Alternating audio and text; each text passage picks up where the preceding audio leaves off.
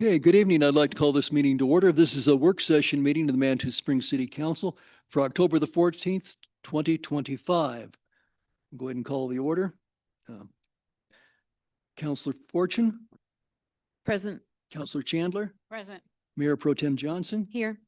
Councillor Shada, Here. Councillor Weatherholt, Here. Councillor Wolf, Here. and the mayor is also present. Great, thank you. We have two discussion items this evening. The first is a presentation for our 2024 urban tree canopy assessment. Jillian, I think you are certainly part of the presentation, so thank you.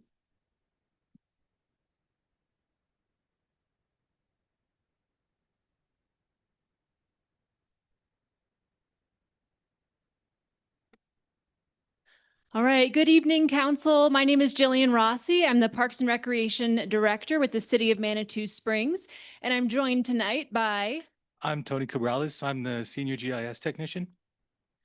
So we've been looking forward to this presentation for a while because it contains some really good information and some really positive information. Tonight is the 2024 Urban Tree Canopy Assessment.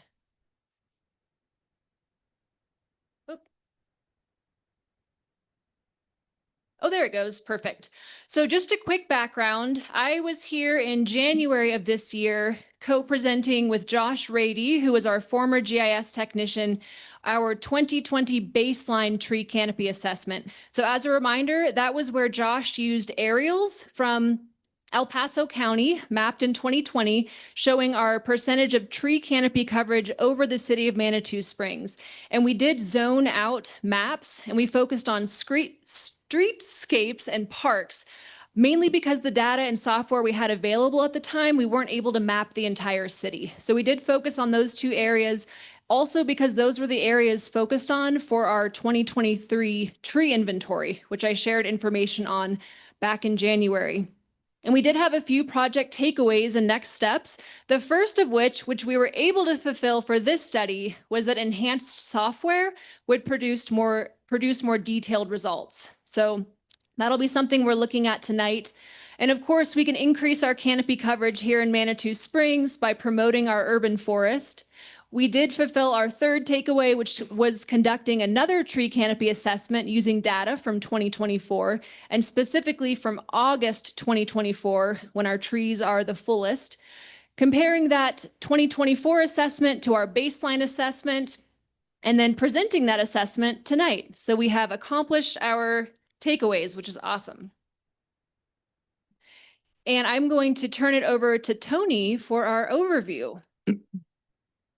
The purpose of this project was to assess the percentage of tree canopy coverage over the city of Manitou Springs in 2024 and compare it to the tree canopy coverage percentages found for 2020. For this tree canopy assessment, we mapped the city of Manitou Springs, the Commercial Core Zone, the Urban Renewal Authority Zone, the West Manitou Zone, as well as city parks. The Commercial Core Zone, which was the lowest in canopy coverage in 2020, increased by 4.9%. Overall, there were increases in almost every zone we mapped. Thanks for that great news, Tony.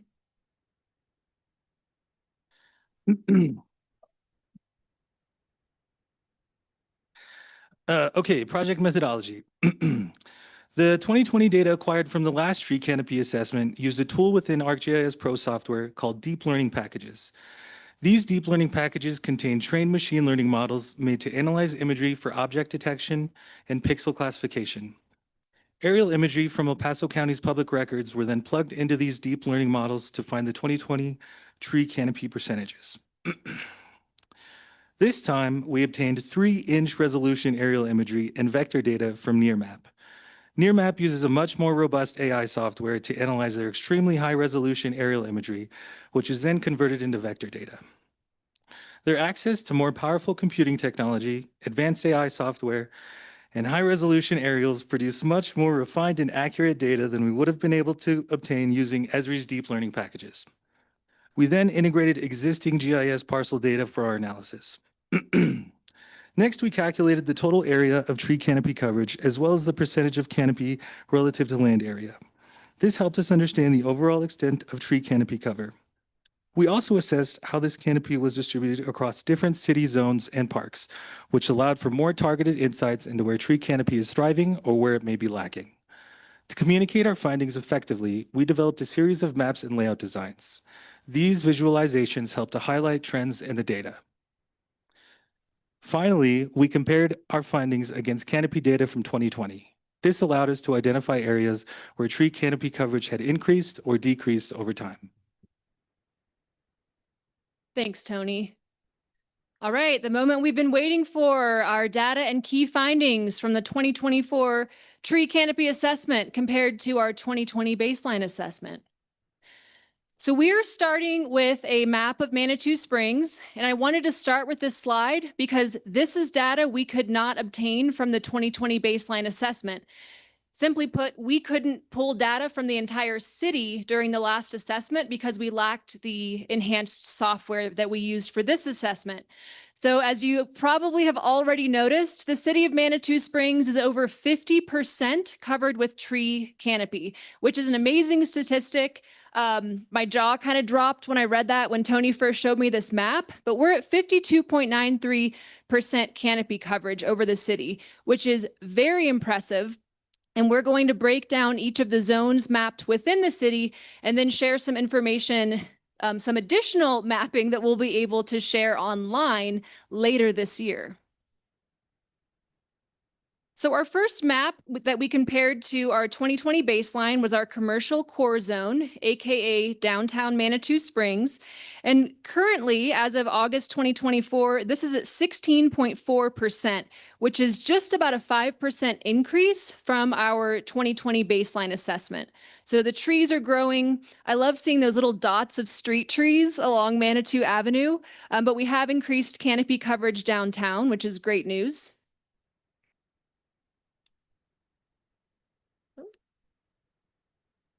Our next zone is the West Manitou zone. So this is the zone that spans from the Ruxton Roundabout to just above the Serpentine Roundabout. And this zone is 28.6% covered with tree canopy, which is a 9.56% increase from 2020. So our trees along the creekside and roadside are growing. We have the Urban Renewal Authority zone up next. And for those of you who really are paying attention to the slides, you'll notice that this map looks a little bit different from our baseline assessment in 2020. So what we did was to try to paint a more accurate picture of what's going on along that strip of Manitou Avenue. We did remove Fields Park from this map, and we also removed a section kind of near where the baseball field is adjacent to Creek Walk. So we wanted to make this more of that corridor through the URA. But the good news is, even cutting out those tree-heavy areas like Fields Park, we still saw a 2.12% increase in the URA, which I think is pretty impressive and exciting. You can see some of our creekside trees are growing, as long as some of the street trees along that area. And I forgot to point this out. This is very important. So the areas you see that are blue and they have the diagonal lines going through there, those are the pervious surfaces that we mapped. So essentially, you could read those blue areas as potential planting locations. They're not perfect, but it does provide an idea of where trees could be planted in the future. And of course, the green is the canopy coverage.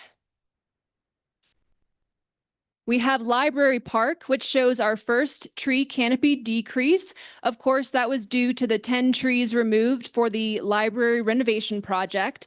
So Library Park, we're at 28.12%. We did have just about a 9.5% decrease. And you can see in the 2020 baseline map on the top right where that decrease came from. So we have done some planting in Library Park since the renovation project and are excited to watch those trees grow and help them grow to get that canopy back up to where it was in 2020 and then expand. We also saw a decrease in Fields Park, a 1.26% decrease. And I want to quiz City Council. Why do you think, what do you think happened in Fields Park to cause a 1.26% decrease between 2020 and August 2024? Beavers is a great guess. It is not beavers. Close. Well, sort of close.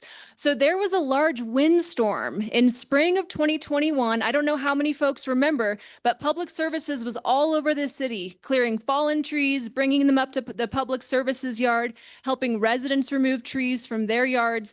And we had a bunch of large willow trees fall down in Fields Park, which is what we believe caused the decrease. So this was our only park besides Library Park that had planned removals where we did see a decrease in our tree canopy coverage. And we're confident we can get that 1.26% back by 2030 when we're doing our next assessment. We have Bill Bowers Park, which increased by 6.35%. It is over 50% covered in trees. And this is a great example of how those potential planting areas can be slightly misleading, because for those of you who are familiar with Bill Bowers Park, you know that that top left corner is a playground. So we wouldn't necessarily be planting trees in the middle of a playground, but it was mapped as a pervious surface because of the mulch.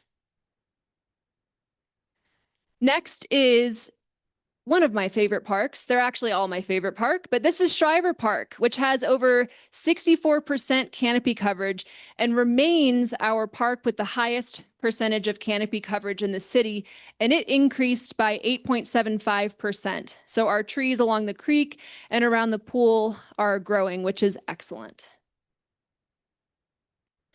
Next, we have Soda Springs Park. And as a reminder, this map shows Soda Springs Park, Wheeler Spring Park, and Cheyenne Spring Park because they're in such close proximity, and those the spring parks are fairly small. Soda Springs increased by 17.37% and is also over 50% covered with tree canopy.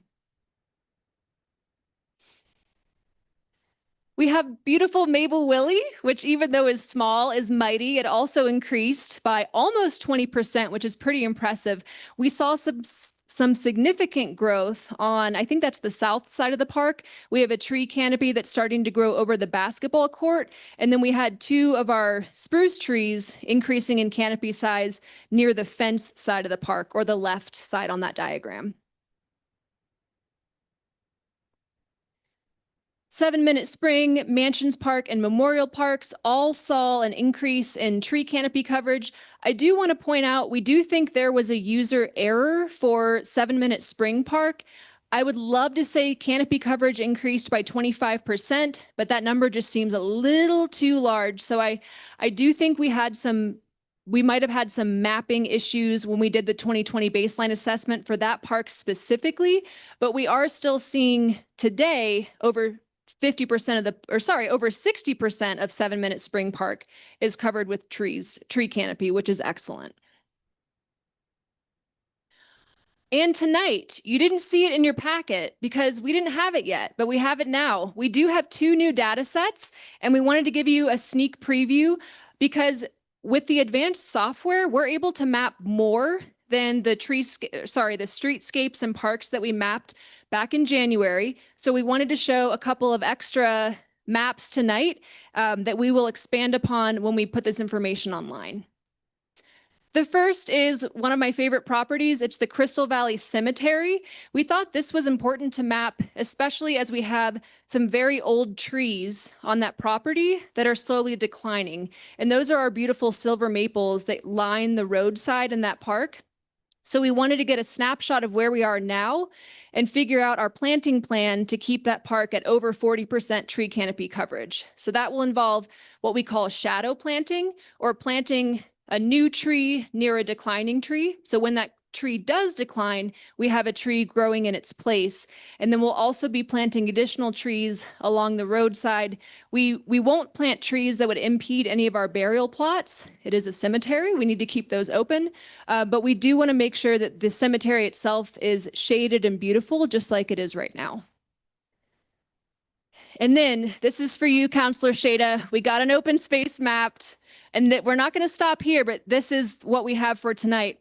Black Canyon open space. We did map over 66% tree canopy coverage. And we can see a direct correlation when we're looking at the wildfire risk maps with our open spaces. Canopy coverage and canopy density is tied into wildfire risk and mitigation. So we're excited to share these maps, especially once we get Iron Mountain and Red Mountain mapped as well with the fire department, and see how we can collaborate on planning out wildfire mitigation, which I know was a topic at last week's council meeting. So we definitely want to use the data we're collecting and mitigate properly and in a timely fashion. All right. So we had three main takeaways from this project. Overall, the city of Manitou Springs urban tree canopy coverage has increased since 2020. That's fantastic news. It means we're on the right track. Based on mapping of pervious surfaces, we estimate about 30% of the city is available for additional tree planting. Keep in mind that number is not perfect. Some of those pervious surfaces are playgrounds or other areas that wouldn't be ideal planting locations. They're just locations with soft ground. And by investing in advanced software, it made our mapping of the tree canopy more accurate and efficient. Tony spent about 25 hours on these maps compared to the 100+ hours spent by our former GIS technician using less advanced software and less accurate aerials. He did a lot of hand tracing back in January. So we definitely took advantage of the enhanced software. Our recommendations based on this study, they closely mirror the recommendations we had after the 2020 baseline assessment.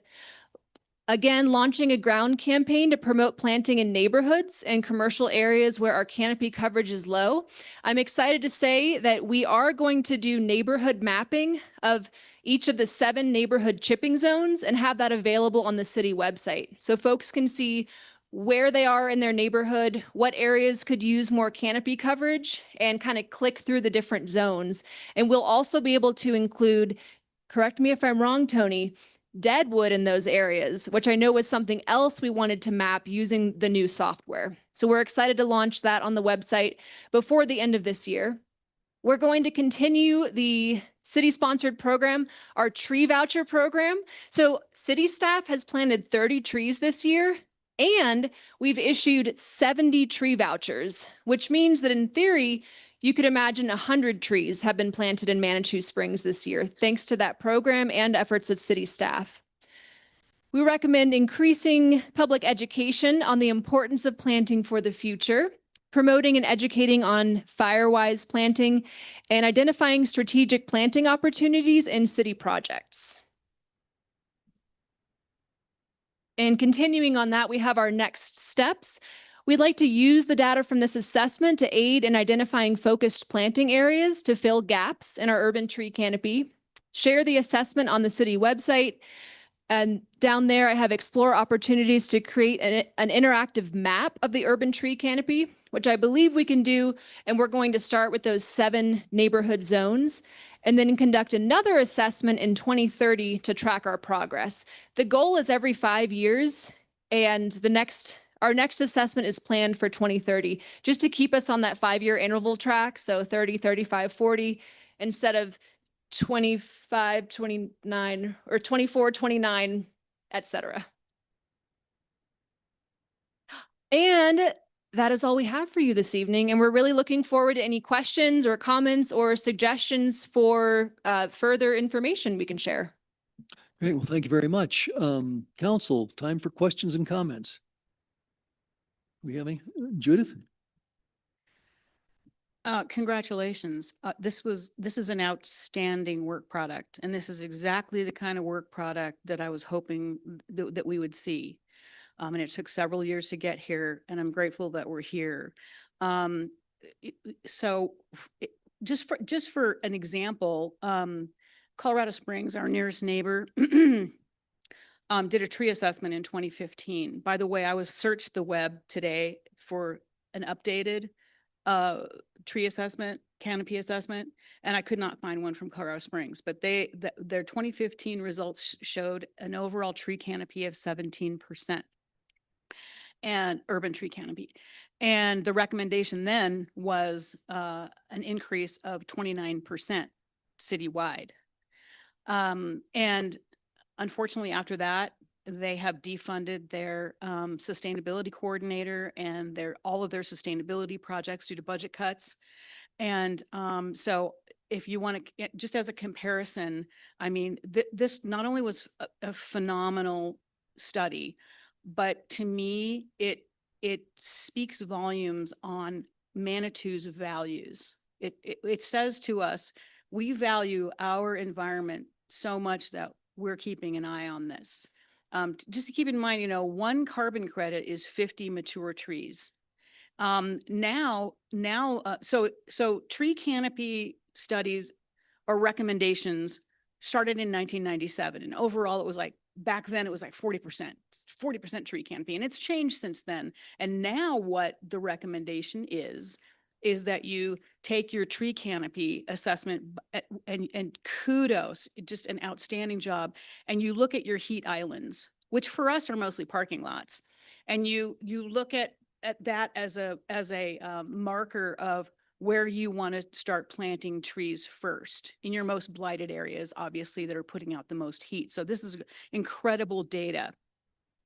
What I would like to see as a next step is that we sync this data with, and I've requested this before, and I think we just need to keep an eye on this, is for every single tree that comes down in Manitou, I want to see in real time, well, city property, we can't really do private property, but city property, every single tree, that we have an ongoing, readily available database on that tree came down on what date, what species, what caliber at chest height, was it diseased, anyway, what species it was. And because in my mind, we are not doing a very good job of keeping up with the land use development code requirements. And we're not tracking that. And so what we need to be doing is taking a look at that. And then for however many trees we need to plant, then we come to take a look at this data and say, okay, we need to plant, you know, to be in compliance with the land use development code, 20 trees. And of course, we want to do native species using that 10, 20, 30 rule, genus, family, species, and make sure that the community can get online and just look at it. Right. So it's like, oh, this willow tree came out. We need to plant 3 trees. This is where we're going to plant them. And this is when. So that's what, in my perfect world, what I'd like to see next. But this is phenomenal work. And I highly congratulate you. Thank you. Thank you. Other comments or questions from council? I guess not. Well, congratulations. Good job. I do have a quick Thanks. comment. So we do update our tree removal tracking spreadsheet on the forestry website every month. We could make it more robust. We do track the species brought down and the reason. I don't think we do the chest height measurement, but that's something we could include on that spreadsheet. It's my understanding that we use the caliper at chest height in the land use development code to tell us how many trees we need to replace for that tree that came out in order to be compliant with the code. Okay. And rough so, diameter. it's good that you're still tracking it. I want that readily available to the community. When I walked the Hiawatha Garden site, when we were looking at trees that needed to be come out, I did have a conversation with planning, and they told me that wasn't something that was being tracked. That they'd have to look at each, development and some things. And I thought, I don't think it would take much, just make sure that we're keeping that data updated and making sure that we're land use development code compliant. Okay. Thank you. Yeah, Denise, please. Yeah, we're talking about, I think, 2 different things. One is when we do a project, we do track that and we follow exactly our land use plan. So Hiawatha is a project that Aaron is tracking, and we have exactly what we will be replacing based on what we're losing. When we lose a tree due to wind or other things, that's a different situation. So we track what we've lost, but per our land use code, we don't have to exactly replace all of that at that time. So we replace what is used for a project, and then we track if something is lost due to wind or some other thing that's required at the time, or if there's a disease or those type of things. So we're tracking both, but in two different places. The spreadsheet that Jillian talked about is on our website, and it's readily available for anybody to see. It's on the forestry website area. Okay, thank you. Can I follow up that up? Thank you for that information. You're recognized. Oh, I'm sorry. No, go ahead. So a lot of times it's natural events like a windstorm that will take out more trees than a development. And I think that would be, if we could include that, not necessarily because we're going to plant trees, but just so that we kind of know, and then when you're tracking this for our 5-year update, that because I didn't realize that Fields Park had already lost 1.26% of its trees. And when you think about that, it doesn't sound like a lot. That's a lot of canopy. That's a fair amount of canopy. So if we could have that data pretty readily available, that would be really awesome. Thank you. Thank you. I don't know how much additional work this might require from staff. So Councilor Chandler's comments are something of a request, but it's not a direction from council overall. So maybe in this time of when we have concerns about staffing and the amount of labor and what we put our money to, it might be appropriate for you to give us an idea of what would be involved if we were to pursue that in that level of detail. Okay. Anything else? Great. Well, thank you very much. Thank Okay. you. All right. Next item is present. Oh, also, Denise, if we could get at least some of this information on the city's website, or, so the public has access to some of it. Yeah, They I are believe prepared for you. Jillian, the survey will be on the website, correct? Yeah, it will all be uploaded with all the information. So that will all be there on their city website under forestry. Okay, great. Thank you. Okay. Jillian, can you ask Becca to come over too, please? Yeah. Thank you. Okay, our next item is presentation of the final amended 2025 fiscal year budget and our proposed 2026 fiscal year budget to City Council. And while we're waiting for Becca, I will mention for the benefit of the audience that the state requires that we present a proposed budget no later than October the 15th. So that's tomorrow. So what we have here is our preliminary draft. As you all know, there'll be a ballot question 2A, which the outcome of that will affect how much money we anticipate having for revenue, and we'll be putting off in large measure some of the additional work we do on the budget until after the election. In fact, council has scheduled a day-long budget work session for November the 22nd. It'll be from 9 to 2. I think at the moment we're anticipating doing it up at the Silk Building from District 14, but that needs to be resolved. I see we have members in the audience, people who are running for council candidates. So if you could mark that in your calendar, you would certainly be welcome and encouraged to attend that budget session. Great. So now we have Becca here. Denise, I think you had some introductory remarks you wanted to make. Yes, I would. Thank you. Let me just do a couple of quick statements that I think are important. I want to emphasize that the budget we are presenting is a draft budget. And we're doing this to comply with the state guidelines, which require that we submit a budget to elected officials by October 15th. I encourage us not to take a deep dive in this budget tonight due to waiting till the November 22nd all-day retreat and after the election, where the deep dive will take place at that time. As we move forward, it's crucial to address the significant financial challenges we are facing.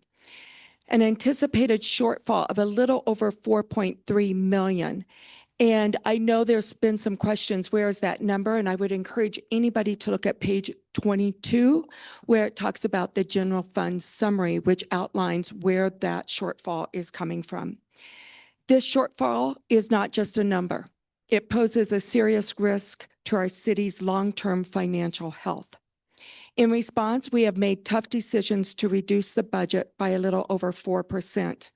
However, I must stress that this level of reduction may not be sustainable. Our dedicated staff like Becca and Lisa and many others who have been working tirelessly and often exceeding 60 hours a week are stretched thin. Additionally, the absence of a cemetery caretaker has forced us to divide these responsibilities among several individuals, diminishing the quality of our services. If we need to reduce more, things will be impacted, such as road repairs, pollinator gardens, chipper days, parks, aquatic centers, safety, tree voucher, tree tracking programs, and various other things that have been discussed. Moreover, if we are compelled to dip into our reserves, we risk creating a detrimental snowball effect on future grant opportunities and improvements. Every grant application requires a financial match, which we can only provide through our reserves. Unfortunately, I do not see a feasible path for the city to rebuild these reserves in the near future or distant future. Consequently, any use of these reserves must be strategic and intentional to ensure we continue to thrive. And you will see by tonight, we're using a substantial amount of those reserves to provide you a balanced budget, which we are required to do. It is crucial for the public to recognize the gravity of Manitou Springs' financial situation. I commend you, City Council, for securing a reserve for the city, which is vital as we navigate through these difficult times. You have been strategic and you have been planful. Thank you. Thank you for your attention and commitment to the future of our community. With that, I will now turn it over to Becca to present the budget. Thank you, Denise. Oh, yes, Nancy. Sorry, I know that there's, before we had the marijuana money, there's concern that, we could just go back to that. And my memory serves that we had some serious shortages that continue to put us behind. Would you address that briefly for us? You bet. If we went back to that, one, we can't go back to that. Things have changed. If we go back to that, you'll have to look at closing different areas. And as I mentioned, it could be aquatic center. It could be emergency medical services. There will be definitely changes in our snow plowing, which at that point they did very little snow plowing. So those type of services will be reduced. There also, I want to mention at that point, there was times whenever there was only 50,000 in the budget and they did not know if they would hit payroll. In addition, the grants were not available. If you do not have matching funds, you cannot do grants. Once you go back to that, you continue to decrease the services and the infrastructure, and it takes much longer to get it back. We are almost to the point. So that was how many years ago? And we're almost to the point that the roads have been paved and have been managed. It's taken us that long to get back up to just regular maintenance. Once you start going backwards, for every year you go backwards, it takes about 5 years to catch up. Yeah, and thank you for that. My impression was that we were in a negative spiral when it came to our basic infrastructure.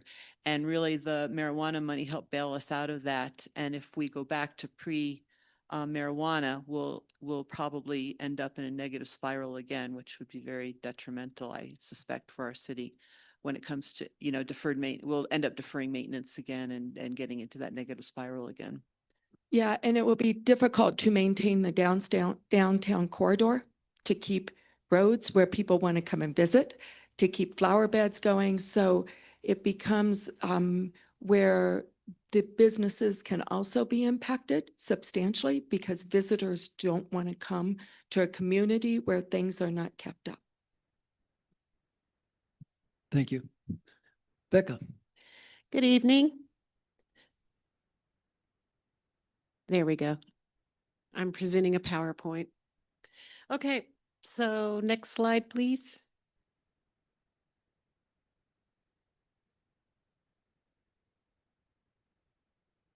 Perfect, thank you. So due to the November 2024 Colorado Springs ballot question approving the sale of retail marijuana in Colorado Springs, Sales tax in Manitou has been negatively impacted. The decrease for 2025 from 2024 was forecasted to be around 3,500,000, and for 2026, approximately 4,300,000. Now, 2026's impact is going to be more severe than 2025, and that's because we are going to be experiencing a full year of multiple stores in Colorado Springs selling retail marijuana. Now, for both years, we are having to spend down the general fund unassigned fund balance. And that's because we have to balance the budget, and that's the way we can do it.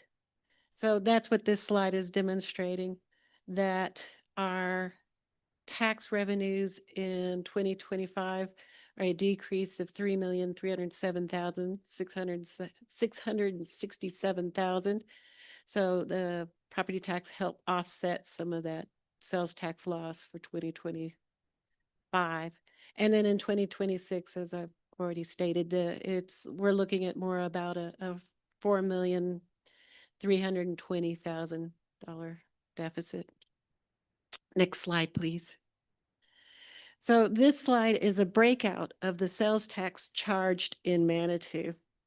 So we charge 9.03% in Manitou, and of that 9.03%, 3.9% is for the city of Manitou Springs general fund. 3.9% is for the city of Manitou Springs, period, excuse me. 3.5% of that is actually for the general fund, and the general fund is the operating fund for the city. Majority of the salaries and the services that are provided in the city are provided by the general fund. Then we have 0.1% for open space fund and 0.3% for the Manitou Arts, Culture, and Heritage Fund. So that leaves 5.13%, and that goes to other entities. It's divided out between the state, the county, and the Pikes Peak Rural Transportation Authority. So let me reiterate, of the 9.03%, the city general fund receives only 3.5%. Next slide, please. So this slide is to demonstrate that amusement tax and sales tax are not charged together. Sales tax is charged on the sale of personal property, including food and drink, and on certain specific services. Amusements taxes are charged on admissions, cover charges, and scenic ride fares. So let's say you have a $10 lunch. That has a sales tax of 9.03%. That generates 90 cents in sales tax, of which the general fund receives 35 cents of that 90 cents. And then we have a special sales tax specifically on short-term lodging, and that's 2%. So someone stays somewhere for $10 in the city for simple mathematical calculations. That would generate 11.03% sales tax and lodging tax, which is $1.10. Now the general fund receives that 35 cents we've already discussed, and then 20 cents goes to economic development, which in past years has gone to the chamber. Then finally, someone buys a ticket for a show or a ride, and that is where the amusement tax comes in, and that is 5%, which generates 50 cents, and that all goes to the general fund. Next slide, please. Yeah, 5% of $10. Whoops, that was a typo. We should have replaced that. I am so sorry. Okay. So this budget presented to you this evening includes the following steps to make it balance, which, as already been mentioned, is required by state law. we are spending down the unassigned fund balance by $1,751,700. And that'll leave approximately a little less than 5 months of operating expenditures well, it covers the operating expenditures plus debt service, which I always consider kind of an operating expense, but anyway. This results in a forecasted general fund unassigned fund balance of approximately 5 million. And I would recommend that council does not go below this number until we have a solid plan on how we are going to cover the city's expenditures. Then we're transferring $1.5 million from the parking fund to cover a majority of the streets expenditures, which is still in the general fund. And then we have reduced cost by close to 580,000, which is approximately 4.6% of operating expenditures plus debt service. Now, please note, the capital projects that we have kept in the budget all have some kind of grant funding related to them. And these are the ones that we definitely recommend that they be undertaken in 2026, because grant funding is always a wonderful thing to have. Okay, next. Oh, of course. Sure, sure. Please go ahead, Julie. I think you said this, but I missed it. If this becomes our final 2026 budget, given this chart, can you repeat how much our reserves, the dollar amount we would have left? It'd be a little over 5 million. It's, if you want the exact number. No, that's Okay. good. Thank you. Okay. Because I could give you the exact. And it number. was like 8 million before we started pulling from our savings in 2025, correct? Right, Correct. at the end of 2024, it was 8,400,000. So we've had to pull from it this year. And this budget that's being presented to you, this draft budget, is pulling more from it. Okay, thank you, Becca. Okay, next slide, please. Oh, nope, never mind. You've gone to the next slide. Thank you, Elena. So this is a chart with our enterprise funds on it. The city has 4 enterprise funds, and enterprise funds are supported by fees rather than by taxes. And they are the water, wastewater, stormwater, and the mobility and parking enterprise funds. And what this chart's showing you here is the budgeted numbers for the 2026 operating expenditures. And that's that first row. And then capital expenditures, which includes debt service, because that's where debt service normally goes, is under capital, but I like to include it with operating, but not here. And then the balance is the remaining reserves at the end of 2026. Now, it's very important for enterprise funds to ensure that they have adequate reserves because we have old infrastructure and the potential for major unplanned repairs is uncomfortably high. So we need to make sure that the water and wastewater, stormwater can all handle those unexpected expenses if they occur. Next slide, please. So now, once again, I'm going to emphasize that this is a draft budget. This is required by state law, which states that proposed budget has to be presented to the governing board before October 15th.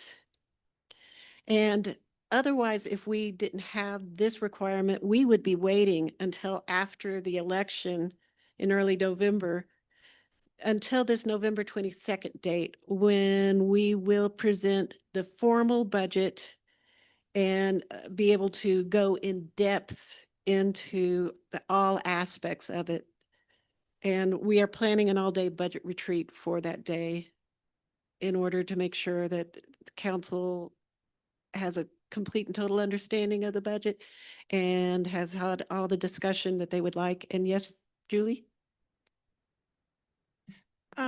I want to make sure we have time on the 22nd to really delve into this. And I'm hoping we're not going to have a presentation from each department come and give their spiel on that day, because if they do, we end up with like 2 hours left at the end of the day to deliberate. So are we going to be able to really sit that day and discuss the budget book, or are we going to have to hear these speeches from all the department heads? You know how sometimes we have to listen to Yeah, all these speeches? I know what you're talking about, and I understand your concern there.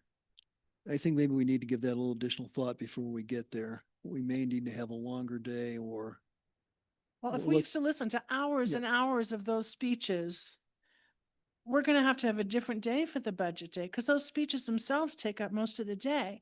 And then we're exhausted. And then we have, after 6 hours of listening to all these speeches, which basically reiterate the information that's already in our 300+ page book, then we're supposed to like figure out the budget for the whole year. And I guess I'd like to just put in a plug, that we're not going to have to listen to all those speeches, and that we can actually delve into the book. I mean, I've got a whole page of questions here with all these different page numbers on things, and I'm happy not to not go into it tonight. But if I'm told on the 22nd that we have to listen to every department give a speech, we won't be able to really have a good meeting. So I'm hoping we can can the speeches. I mean, nothing personal about, the speeches, but I don't want that to be on budget day. If we have to listen to all those speeches to repeat what's already in our book, I'd like that to be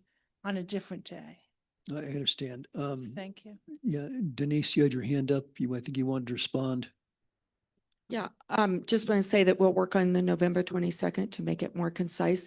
The other thing I recommend is if any council member wants to meet with Becca and I before that, it would be very helpful for us to get a sense of what discussions and what questions you may have so that we can be prepared and have that accordingly. Or you can send us an email, whatever works. But I'd recommend that we let Becca finish first and then we can go from there. Okay, thank you. I just want time for us to deliberate on that day. It's not that I have a question and Denise can clarify something I don't understand. I want us to be able to really discuss and debate, especially this year. It's going to be tricky, especially if 2A doesn't pass. We're really going to have time. It's not a matter of, meeting with Denise and Becca to answer my questions. But we have some very serious decisions to make on what to cut. And do we really want to spend that much of our reserves right now just to kind of try to sort of maintain the status quo minus $1 million worth of stuff? So it's not that I think we need the day to answer questions. I want the day for us to be able to debate the budget. That's all. I don't need to keep repeating myself, but I think you understand what I'm saying. Yeah, I do. And I think you make a good point there, because usually, well, at the end of a day like that, we're usually pretty tired. I think a lot of times we've come away feeling that we made some good decisions, but it's full day and you feel it even the next day. And if you feel you haven't made a good decision, then that's not really how we want to spend our time or make decisions. So And decision making is usually wrapped up in like 2 or 3 hours because it's time to go home. Because we listen to a whole day of the damn lectures. I don't want to be lectured for 4 to 6 hours and then only have a few hours left to actually debate. I think, and maybe, I don't know if this requires a vote of council or how we, determine the agenda for the day, but I want us to have more time than we've had in the past to truly debate the budget and not have to be spending so many hours listening to lectures. Yeah, I understand your point. I'm sorry. Nancy, please. Yeah, I personally find the presentations very helpful. My expectation is that staff, once the vote is over and we kind of know how much we're going to have to make up, that staff prepare a budget within those parameters and present that to us. If we want to cut things before then, I think that, or, if individuals would like to cut things before then, I would like them to do that before the 22nd so that staff can incorporate that into the budget. But I find it very, very helpful to have staff present. I like that context. I mean, conciseness is, I have no problem with a bit more concise, but I think it's very, very helpful for me anyway, to hear that at the retreat. Thank you. Or what if we just did it on a different day? Like, what if we did it the day before or the Saturday before? I mean, I'm not saying it's unhelpful. It's not entirely unhelpful, but I just think it's squeezing too much agenda into one day. Well, maybe that's a point. Maybe we would have a meeting on a Friday afternoon and then come in and debate it on Saturday. Michelle, you had your hand raised, please. I agree with Counselor Fortune, but my understanding also is there's probably not a big wish list out there from each department, knowing that, I'll use the word, we're kind of in a financial crisis. So I understand that. Personally, for me, I like seeing the presentation from each department, but I don't see it long. I don't see each one lasting 30 minutes. I don't even see it lasting 15. Thank you. Okay, thank you. Judith, please. One of the many things I really liked about this draft budget is that each department listed their goals, accomplishments, and plans for the next year. And to me, that is what we would be largely presented with. And so I think, and it's condensed down to several readable pages. So for this year, just for this budget season, especially since we'll be in the very near future onboarding 3 new council members, that we just really focus on the budget. I do agree with Councilor Wolf that, but only because the phenomenal information on each department, and kudos to whoever put that in there this year. I really appreciate it. I think that's the information we've got that we need. Thank you. Thank you. Natalie, do you have to I'm comment? kind of in a hybrid of everything that's been said. I do feel like if we're going to say, oh, we're just going to cut the entire budget by 15%, each department should have an opportunity to pick what 15% they'd like to cut, unless we're going to be eliminating an entire department. So there's kind of that middle ground there.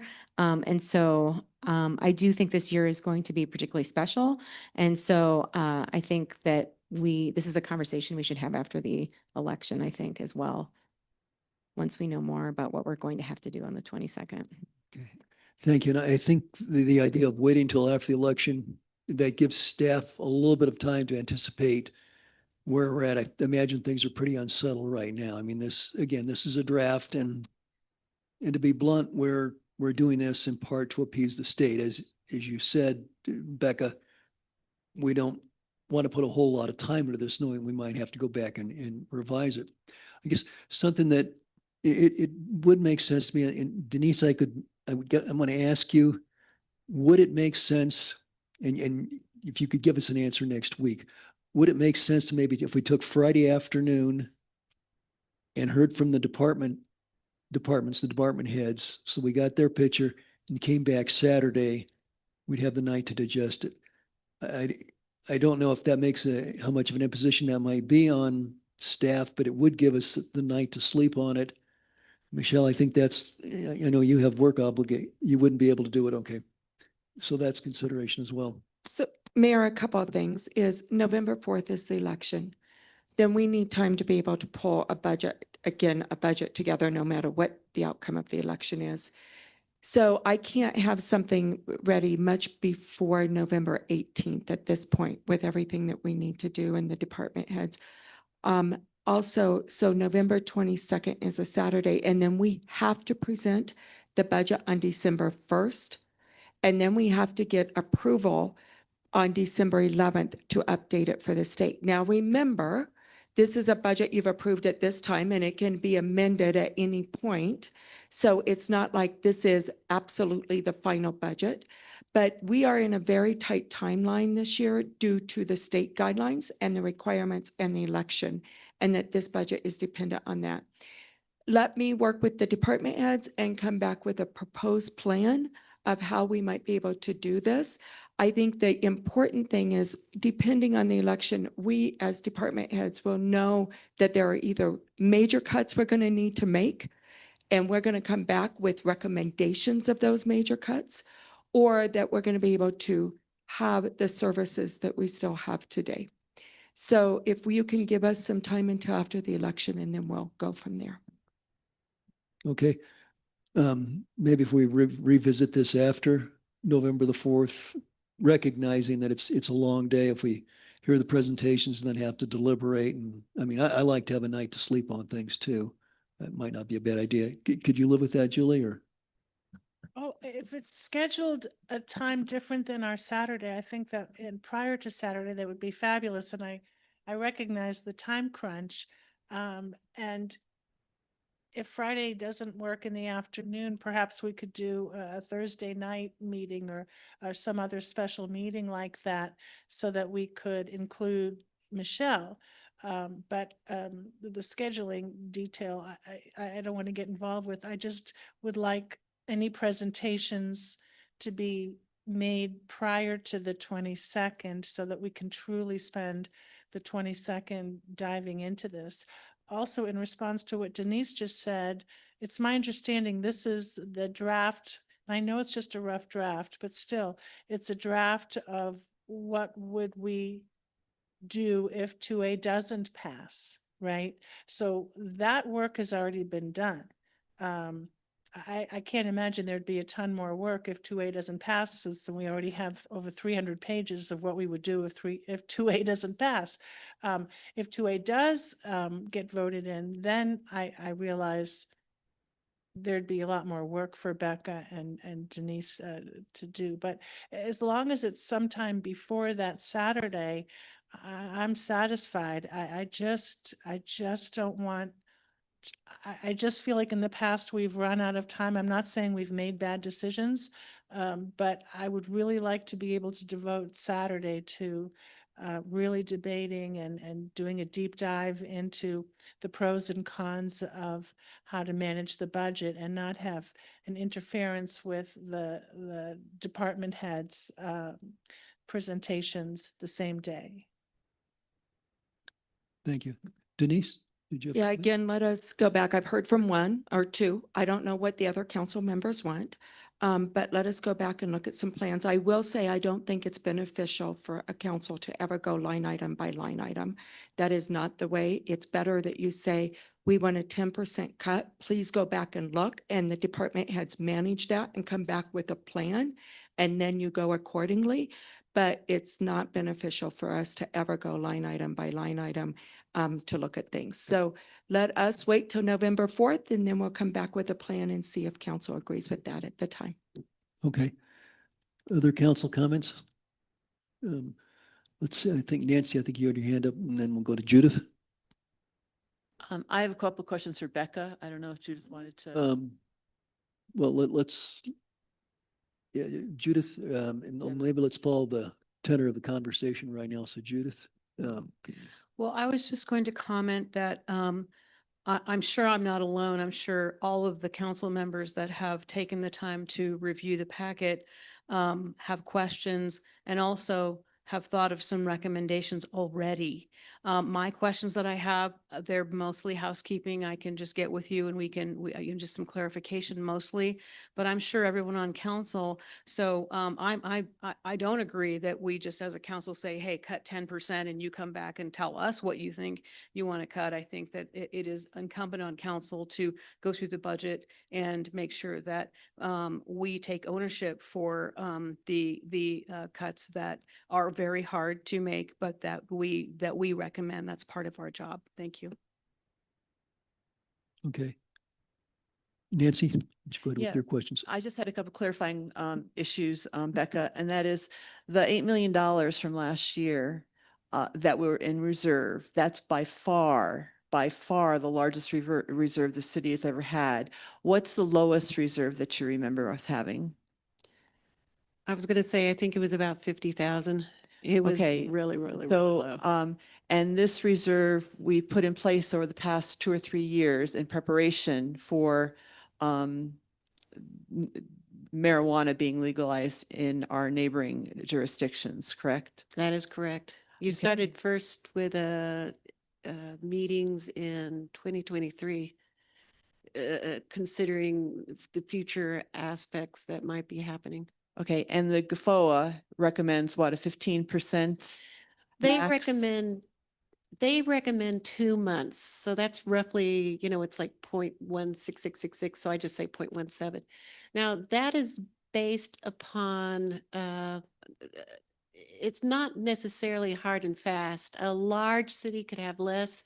A small city like Manitou would want to consider having more because of if you have one major source of revenue and you have something happen to it, then you would want more than 2 months. But yes, you are absolutely correct. GFOA recommends about Okay, 17%. I just wanted to clarify that we have been preparing as best we can. This is not a surprise. We've been doing everything we can to prepare for this eventuality. So thank you very much for all your assistance in doing that, Becca. You're welcome. Thank you.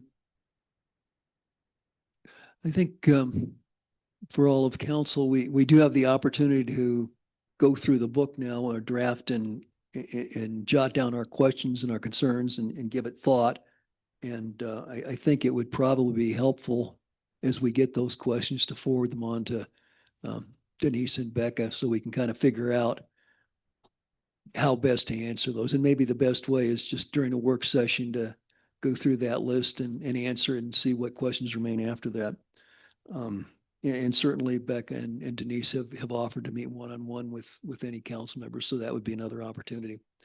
And I think probably what we want to do, and I guess my sense of the sentiment of council is that we'll come back to this question again on November the 4th. That's only really 3 weeks away. So we've got time to go through the budget book. I think last year, I didn't spend days, but I spent probably about 3 sessions over 10 days going through the budget and trying to understand it. So time is in a sense on our side for assimilating what we've got and crafting our questions. So my thought would be we go to November the 4th, see how big the problem is, and then come back. I mean, if in effect we do well, we may be able to identify, a sequence of capital improvement projects to tackle, because I think that's, if we had the money, if 2A were to pass, that would be something we could entertain. If council's okay with that, we'll take that course of action. We'll have a chance to come back well before the 22nd and see what we really want to do. Does that seem reasonable? Julie, please. Does that mean we're not supposed to make any suggestions as to the draft that gets submitted to the state tonight? Is that what you're suggesting? No, No, I think that's still fair game. That's still on the table. No, I mean, we won't be bound by it certainly, but we can start. It's never too early to start making things better.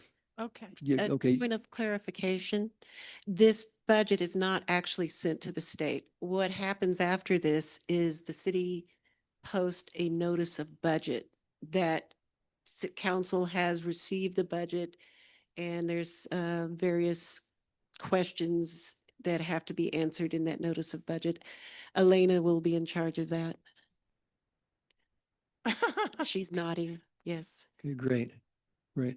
I remember a number of years ago sitting down with Mark Snyder and asking him how he got through, or the city got through a rough time after the flood. So this is about 2016. And this actually was about 2 weeks before we had COVID. I was just trying to figure out what to do if we had something go bad. And Mark said he and Amy Cox, the mayor pro tem, would sit down and they had sometimes about $35,000 to work with. So that was, we're going to make payroll, we're going to buy toilet paper, buy gasoline, whatever. Anyway, so it's kind of a harrowing situation to get into. And certainly I think everyone in council, we've evidenced it over the last 5 years. The specter of losing the marijuana money has been a big deal. But we've pushed forward. We got a reserve that we've never seen before, and we knocked out some big projects. Great. John, I think you had a concern you wanted to bring up. I think this would be a good time. Yeah, if council wants to turn to page 124 or tab in, I just have some clerical things, and I've already alerted staff of this, so I don't think they'll be surprised of it either. But on page 120, on 124 in tab in, I believe that we need some corrections tonight under FY 24 COG Railway Economic Incentive. In FY 24 actual, we spent $673,000 and that is left blank. So the grand total under that would be 1.316379 if you want to get down to the weeds on the number on that one there. Then I think that we ought to kind of be thinking about the, we are kind of required, okay, under the incentive agreement to consider the COG reimbursement per the agreement. And if you want to think about fiscal year 2024 and fiscal year 2025 original and put in the proposed column in between there, we considered $685,000, okay, per the agreement. And then with our deliberations in December and the consideration of the marijuana vote and whatnot, council amended the budget and removed $685,000 from that. And that is hence the numbers that are accurately shown in FY 2025 original. Okay. So that column is correct. All right. So it's $670,000 that should be down in FY 2024 actual. And then what I'm proposing that we do in fiscal 2026 column proposed, it was my observation this summer and looking at the price of the COG tickets, in which were often $87, okay, an adult ticket price, that I think their revenues are going to be healthy. And so per the incentive agreement, I think we need to insert $750,000, okay, in the COG Railway Economic Incentive so that that grand total there per our deliberations in November and December would be 1.385, okay, million. So those would be my suggested changes for page 2024. Becca, do you agree with those? Yes, that's Okay, a very, all right, in terms of very those good catch. typographical errors. So I think that it's important that we know what our exposure is with the COG incentive agreement. Okay, I don't think it's going to be 685,000. Okay, I think you were probably, probably had some mathematical formulas that we're using, that you went from 670,000 in 2024 to 685,000. But my comments is those ticket prices really went up this summer is my observation. And it seems like to me with all the traffic on Ruxton and everything else like that, I wouldn't be surprised if their revenues are pretty healthy. And per that Exhibit A, everything over a set amount per that agreement, if we choose to appropriate those funds, belongs to them. Thank you. Okay, thank you. Julie, please. Yes, I have a similar observation, and I don't know if it necessarily goes under economic development on page 124, but I believe under our contract, or actually it's not a contract, I guess it was an ordinance with the URA.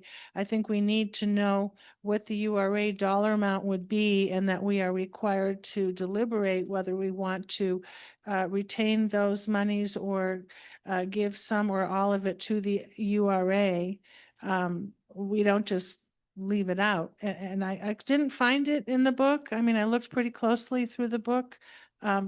But but if I'm mistaken, I'd like to know where the URA dollars are included. I was just guessing it might be under economic development since the URA is supposed to revitalize the economic development efforts of the city. Where is that? Or do we have that You number? are correct. I will have to calculate it, but you are correct. It would be under Economic Development and Promotions, page 124. Thank you.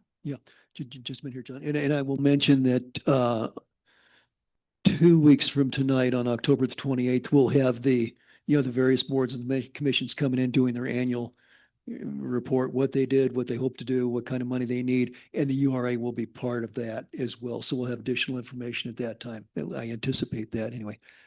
John, you had a quote. I'm sorry, John. Yeah, so I think when we look on page 124, all these amounts, okay, are on 124 are monies that are leaving the city.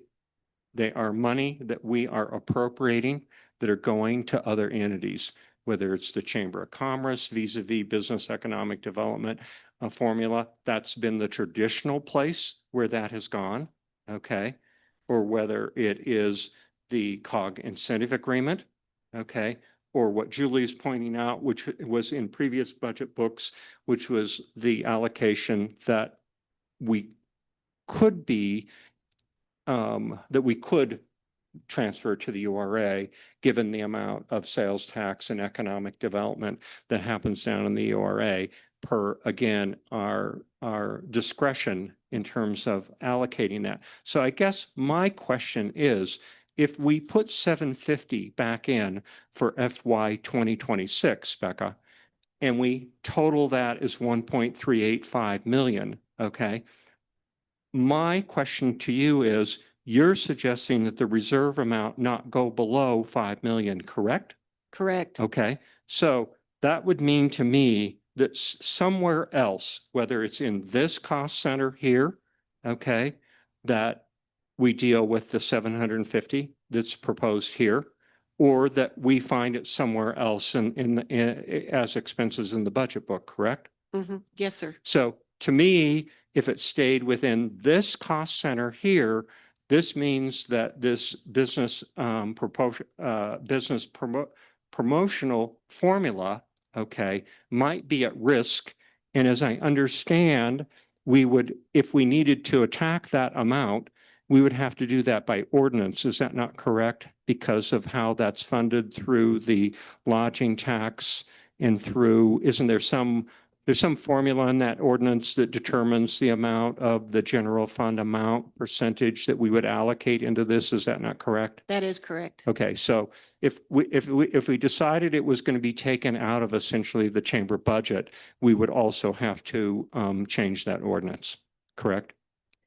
I would have to read the ordinance. I believe it just says it's for economic development. It doesn't specifically say it's going to the chamber. Well, yeah, I understand that. I'm just saying that that's traditionally where those monies have gone. But I believe by ordinance, that ordinance determines of this formulaic amount, does it not? That is correct. Okay, thank you very much. Oh, I have a follow-up, may I? Okay, Julie, please. So you're saying you're understand, because I haven't read the ordinance, I have to confess. I don't think I've ever read that ordinance. But, so you think the ordinance says we have to allocate, this year it would be this number, 562,000 and some change to economic development, which would be anything on this page, including the URA, which got left off the page. But not necessarily have to go to the chamber. Is that your understanding? That is my understanding. Okay, so if that's the case, then we wouldn't have to bother with doing a new ordinance if we made up for some of the shortfall on the COG. If we decided to fund the COG, we could just make it up by taking it from the chamber budget without doing a new ordinance. I would. John disagrees. Agree with you. What? Julie, I believe that 550 in business promotion is prescribed by that ordinance, okay? But if it's economic development and if giving the COG, that all that I'm money gonna is get to that. economic development, then it doesn't have to be chamber economic development. It can be any economic development, whether it's URA, COG, or other, right? I guess my question is, I think we are legally bound to basically talk about the 750 and put this in here tonight. Oh, I agree. Okay. I agree with So my that. comment is this: if we're going to put this 750 in here, where I'm asking kind of Becca, and she is reluctant to take it out of the reserves. So my comment is, well, if you keep it in this cost center, that means if you take it out of this business promotion formula of $550,000, Right. okay, and you zero that out, Right. that ordinance has to be changed because that ordinance prescribes this amount. Okay, so Well, I I'm guess just, that's a Jeff Parker question. It's the attorney's question, because what Becca is saying is that what's prescribed is that it has to be economic development. So I- if the 562 grand is going to the COG, and no, that's it's not going there. That's my point. The 550 is prescribed by ordinance that it be allocated for economic development. yeah, but I guess what the disconnect here is that economic development is supposedly the URA, the COG, those things were supposedly to help develop the economy of the city. Whether we think that really happened or not is not the issue. So if the COG and the URA are in fact considered economic development, which I think is a question for the city attorney, then we would not necessarily need. I new understand your ordinance. interpretation of it, but my interpretation, looking at the ordinance this afternoon, is it fits this bill. Okay, so, all right. Okay, I guess this illustrates the idea of getting our questions in early, because when we get a snag like this and we're not sure, and we have to send it out to somebody like Jeff Parker for direction, it'd be nice to have those questions, get the answers back before we get into our You only debate. got this book on Friday. No, We've already spent the weekend. I mean, I- I don't feel like I'm negligent for like delaying and not asking. No, no, I'm I was not, looking at it yeah. last night at 11 o'clock, trying to get caught up and over the weekend. So if we got the books a little earlier, then maybe we'd have more time to ask these questions and to email the city attorney. But we only got these books recently on Friday. There's over 300 pages. I understand that because I got my book Friday also, but we get into these questions or, and we're not sure, so we need to get clarification. I wouldn't be surprised if the ordinance goes back decades and we've never dusted it off or revisited it. We've just kind of stumbled along, and it might be interesting to go back and figure that out. My own recollection is years ago, the city and the chamber would periodically fight, and then they would go in and amend some agreement. And it's hard to remember exactly what's in play.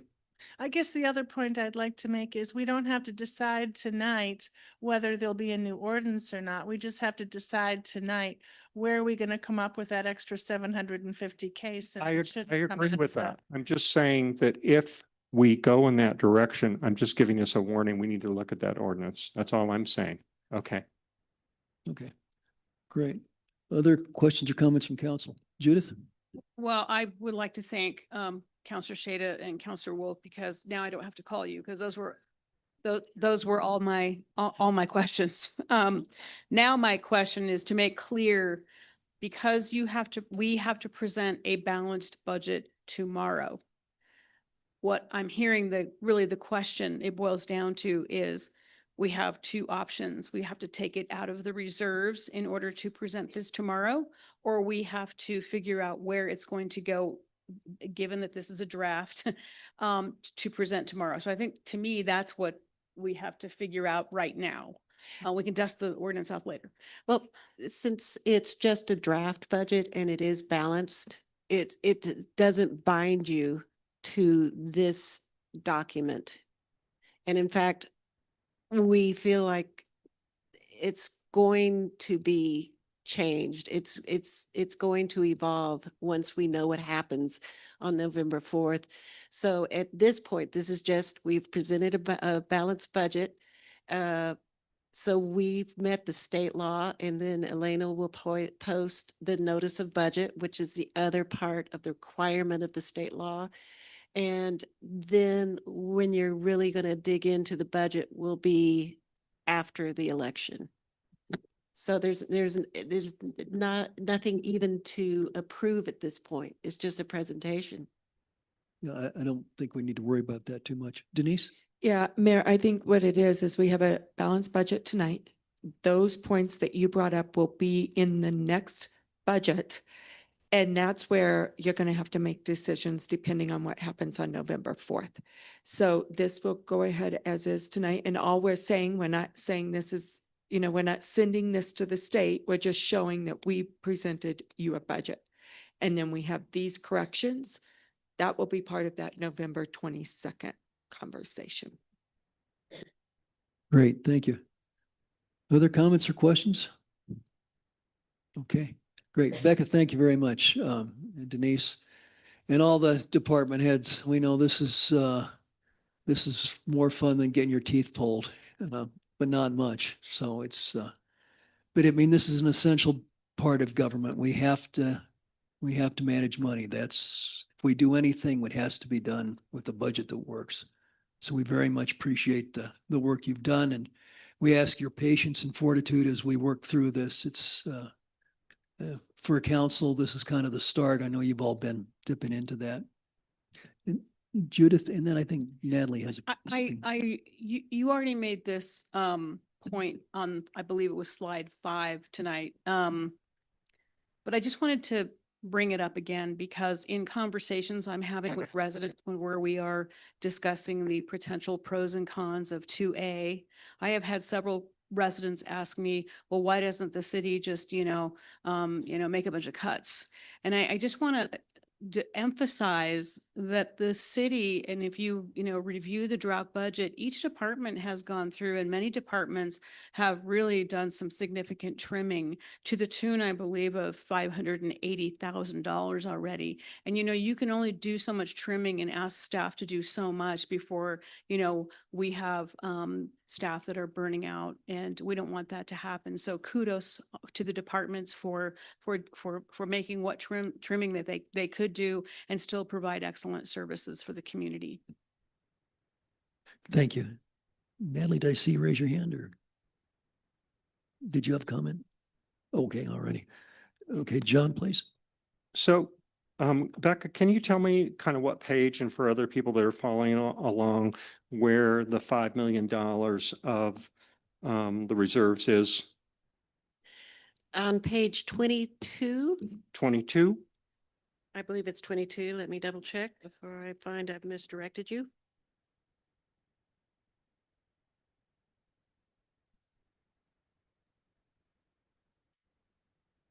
And I Oh. believe that is on actually page 23, correct? 23. And it's highlighted in yellow? I mean, In in blue. blue, Right. in the blue, unassigned fund balance. Mm-hmm. Okay, so if we make the change on page 124, this 50,36,444 goes down by $750,000, correct? That is absolutely correct. Thank you very much. And that's only if we don't subtract it from anything else. I understand that. I just said that, Okay. given that we haven't made any other decision, if we've agreed to put the 750 in here, this is the number here that is changed in the spreadsheet. And I'm just getting her concurrence so that I have that correctly in my notes. Thank you. And you'll give us the URA number too, right? The Yes. calculation. Yes, we'll have to Okay. look at the sales tax reports to. And I want to calculate say, if I may, Mayor, I didn't ask. Yes, please go ahead, Julie. This was the easiest budget book for me to understand. The way it was put together it was great, because I like how you organized it, where you gave us the pages of overview and then you broke it down by department and by all these categories. I just want to give you kudos for that, because it was very helpful to me. And I have to let you know that I did not do this budget book. Lisa Fisher put together this budget book. It is all due to her. So she's amazing. Thank you. Other comments from council relative to the budget? I guess not. Great. Well, thank you very much. Hope you'll get some rest between now and the next go round. Oh, I got some good sleep this weekend. Okay, great. May Okay. I? Denise, please. Yeah, I just want to make a quick statement. If we do both of those, know that our reserves are probably going to be close to 3 million, very close to 3.5 if both the URA and the COG. And that is getting down to a scary level. So I just want to mention that as we look at this, as we move forward. Okay, it's a good And I'm point. not suggesting they should be funded. I'm just suggesting that I think legally, we have to know what those numbers are, and then we have to vote. So as long as those numbers are given to us by the 22nd of November, and we vote yes or no, or partially or whatever, because when we have a legal obligation to deliberate appropriations, which is in both respect to the URA and the COG, we can't deliberate if we don't have the number. So I'm not suggesting anything about my position on them at this point. I just think that they need to be included in here. And I certainly am not in favor of crashing through the reserves. I think if there's a wildfire, we're going to need a lot of money for our matching funds for federal emergency grants, if there are even any federal emergency grants available when the time comes. So I am not in favor of keep stealing out of our savings account at all. I'm just saying, I think those two numbers need to be disclosed, and we need to have an actual deliberation about it on the 22nd. That's all I meant to suggest. Great. Okay, thank you. It's helpful. Anything else on this, council? Okay, once again, thank you. Get some rest. We appreciate it. Okay, that brings us to receive council correspondence. Do we have anything? Michelle, please. I would like to go on public record, the Pikes Peak Bulletin, the Fall Edition 2025. I am not in favor of 2A. My name was listed on that full page, so they will be making a correction. Thank you. Okay, thank you. Other things? Let's see, Natalie and then Judith. I had a request from a resident to consider doing some sort of a proclamation honoring Jane Goodall and her passing. I'm not quite sure how that works. I mean, I know we've honored Marcy Morrison, who is someone who's connected to this community. I'm not sure that Jane Goodall is, but I did say that I would mention it tonight during correspondence. Okay, thank you. Well, let's address that. I mean, again, she really has no association with Manitou Springs, so I personally think that would devalue any proclamation we make for a person who's really involved like Marcy Morrison, so I'd be inclined not to do that. Other thoughts from council? Nancy, please. Yeah, I would not be in agreement with that. I mean, I think the world and admire Jane Goodall immensely, but I just don't think it's particularly appropriate for this council to take that on, because where do we draw the line? I mean, are we gonna, as we were talking earlier, you know, Diane Keaton and Charlie Kirk and so on, everyone could come and ask for just about anybody to be a proclamation. We do be doing lots and lots of proclamations. So I think we as a council should probably be very parsimonious with who we give proclamations to. Thank you. Yeah, okay, thank you. Judith, did you have something? I did two things. First of all, I was very privileged to attend the Climate Summit in Breckenridge this year. There were over 600 attendees from around the state, the country, and the world, and I learned a lot. There were several awards that were given. Ridgeway was the takeaway winner. Both the mayor of Ridgeway and the entire community took awards for their phenomenal sustainability projects. I do want to let you know that the Climate Action Work Group will be nominating Manitou Springs for a community award next year, of which I will tell you that the tree canopy study will be part of that application. Secondly, the Climate Action Work Group will be hosting its second annual Greenie Awards potluck here at City Hall on Saturday, November 15th from 5 to 8 p.m. Our keynote speaker is Richard Scorman, And we are also trying to get the young lady who also was at the climate summit, Eva Lighthouser, the young woman who as a teenager sued the state of Montana with another group of teenagers and won all the way up to the state Supreme Court, suing the state for taking their future away due to climate change. And she is now suing the Trump administration for 3 executive orders. And so she is now a student at Colorado College. So we're reaching out to her to see if she'll join us. So November 15th, Saturday from 5 to 8. Thank you. Great, thank you. Natalie, do you? John? Michelle, you, Julie? No, the comments I've gotten, lots of community input and feedback pertain to 2A, which we're not supposed to discuss specifically. So that would seem to be the hot topic of the week, at least in terms of my cell phone. Okay, understood. Several things I'd already meant. We've already talked a little bit about the day-long budget session on the 22nd. Sunday was Indigenous Peoples Day. I think we had about 120 to 140 people in here. A lot of tribes represented. It was a nice potluck and a good afternoon. People left with big smiles, so that was good. Sunwater Spa invited the participants to go over and soak, so I think people had a good day. We had a number of Native people come from out of town, especially Lakotas from South Dakota, so that was good. Denise, I think you'll probably mention the recycling on Saturday. So I'd just like to thank the police for the professional job that they did, and Chief, certainly you were at the vanguard of that.